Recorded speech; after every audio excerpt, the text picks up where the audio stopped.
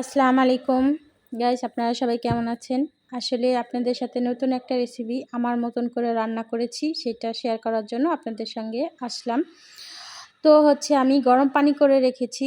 গরম পানির ভিতরে যে মশলাটা দিলাম এটা হচ্ছে একটা রোস্ট রান্না করছি। রোস্ট রান্না করার মশলাটা আমি দিয়ে দিলাম গরম পানির ভিতরে।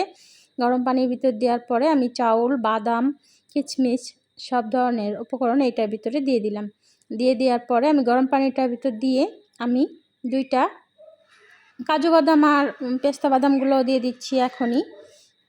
যেহেতু আমি মশলাটা আগেই কষিয়ে নিয়েছি, বসিয়ে দিলাম সিটিতে। 2টা সিটি আসার পরে আমি এটাকে আবার খুলে নিলাম। খুলে নেওয়ার পরে এখন আমি এই রোস্টগুলো দিয়ে দিলাম।